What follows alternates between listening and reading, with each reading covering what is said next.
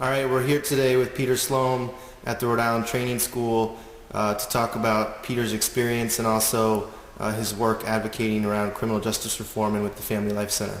Thank you for being here today, Peter.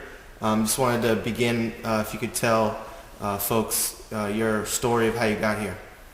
Well, it goes back quite a few years, back to 1990. I grew up in Newport, Rhode Island, and I had a long history of substance abuse. The end result being getting busted back in 1990. I ended up getting an 18-year sentence, of which I had 6 years to serve with the ACI. After all was said and done, I did about 26 months in prison. I spent another about 3.5 years on parole, 6 months in a halfway house. While I was in the halfway house, I was trying to figure out what to do with my life. Like many ex-offenders, I really wasn't sure which way my life was going to go. Had a criminal record now. A lot of places I went, the door was shut regarding getting jobs. So I decided I would go back to school. I went back to school at night, learned how to become a drug counselor. Drugs was probably my forte, so I guess I was trying to do something I knew a little bit about. I worked as a drug counselor for a few years in some rehabs. Decided I wanted to do more with my life. I applied for the school at Rhode Island College, the School of Social Work. I ended up being accepted there. I ended up getting my master's degree in social work from Rhode Island College in 1996. All the time I was still on parole from the prison. After about a few months being out there doing some family counseling work, I saw an ad in the Sunday paper one day for a job at the Rhode Island Training School as a clinical social worker. The requirement was you needed to be a licensed social worker with a master's degree, which I had. So I decided to apply for the job. And after an extensive interview process where I tried to tell them that my own life experience would be good with these kids, they decided to hire me. And I began working here at the training school back in 1997 as a clinical social worker in our maximum security unit. I spent 3 years working in the maximum security unit, and after doing that, an opening came up as a unit manager, which oversees one of the buildings here, and I was promoted to that job in 2000. And since 2000, I've worked here as a unit manager and overseeing buildings with average about 30 kids in a building. And the building we're currently in, how many kids stay here? We have 24 rooms. Over the last 7 years, I'd say our averages have been about 30 kids. Right now we're at 22 kids, 22 residents, young males. They average ages from 15 to 18 years old. Right now we have 22 residents, as I said, that being a lot because of some of the impact of the recent law change that's changed the age in which a child could be criminally charged as an adult from 18 to 17. Let's talk a little bit about that law change. You've been very active with the Family Life Center, which is an organization that opposes the change from 18 to 17-year-olds, basically allowing 17-year-olds to go to the ACI instead of here at the training school.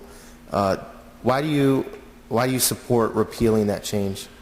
Well, I think first of all, this law I think is a huge mistake. That's my opinion, as both as a citizen of the state of Rhode Island and as an advocate for youth in our state. This was done initially to save money. That's what the idea of I believe our governor was and of the legislature. However, this measure is not going to save money. We know already that when a 17-year-old goes to the ACI, it costs about over $100,000 to house a resident in the high security unit over there. The average here is about $95,000 to house a resident at the training school, and the average maybe less than $40,000 for an average inmate at the ACI.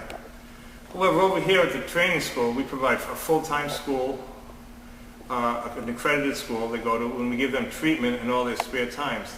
Residents here need to go to all different types of treatment groups, including things like anger management, substance abuse counseling, family counseling. If they're a parent, they get parenting classes. We have all sorts of programs here. And over at the ACI, they basically will be locked in a room for 23 hours a day where they'll get probably nothing except for an occasional class. So, I mean, there's just so many long-term effects about this law. So that means that, in your opinion, it's more likely that youth will not be their behaviors and what led them to to their predicament, they're likely not to be reformed because they're not given the proper supports, counseling, et cetera, that they'd be given here. No, they won't be over there, but they will be exposed to hardened criminals, which will not be a very good thing. They'll be exposed to them on a daily basis. They're much more likely to be sexually assaulted or commit suicide over there, which I don't think is a very good thing. And they'll be leaving there with a criminal record, an adult criminal record. And I can tell you personally, from my own point of view, how difficult it can be to find a job if you have a criminal record, especially if you're a 17 or 18-year-old coming out of prison with no job experience. You know, one of the things we do over here is every resident who leaves here, we try to put them through a life skills program. They learn about the basic life skills, about some money management skills and, you know, independent living. And we also put them through, a job readiness program where they learn to build a resume, look for a job, how to keep a job. And I'm not sure, but when I was in prison, they didn't do anything like that. So I think that we could do a lot better job here rehabilitating the 17-year-olds. And like I said earlier, you're very involved with the Family Life Center, both on this particular piece of legislation, but also previously on the Right to Vote campaign. Can you tell us a little bit about what the Family Life Center is and what you do? Yeah, well, the Family Life Center is a reentry program. It's located on Broad Street in South Providence. It was established a few years back. And the goal of them is to help inmates coming out of prison, try to have them become successful by providing, again, job placement, housing, educational programs. And they're also an advocacy agency which tries to improve the climate in the state and the laws in the state so they're not so detrimental to people coming out of prison. Now, in 2006, there was a vote which was going to allow people who were coming out of prison with felony convictions the right to vote upon release. This is something that I feel very strongly about. Personally, I've been out of prison since 1992. Yeah, I'm on probation to 2008, and I never had the right to vote. So I could do anything, I could do just about anything in the state. I pay a lot of taxes. I do a lot of community service. Yet, I've never been allowed to vote. Can't vote on any school issues for my kids. Can't vote on who runs my government. So through the Family Life Center, we had a Right to Vote campaign. We pushed this legislation, got on the ballot. It was a constitutional amendment. And we went in front of the voters, and a lot of people thought it wouldn't pass. They thought it would, but we worked hard on this. We got out the vote. We tried to convince people that it was a good idea.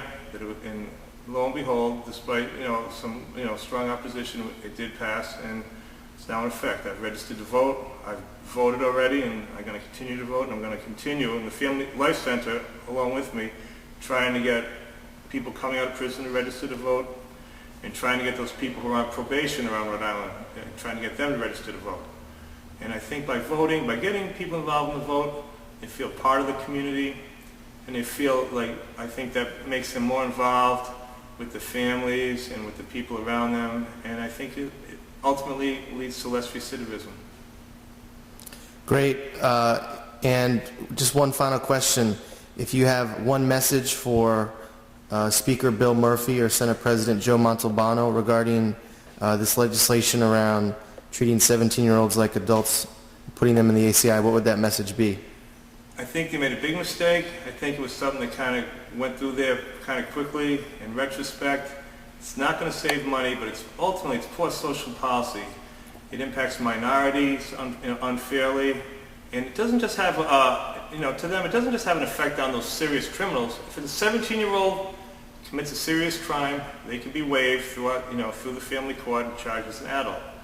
But what about the 17-year-old who can be rehabilitated? And what about the 17-year-old back in your hometown who is caught with possession of marijuana and has to go to district court, then has to put on their college application, and then can't get financial aid? It impacts so many more people than they think they intended. So let's repeal this law, get it off the books, and get back to where we were.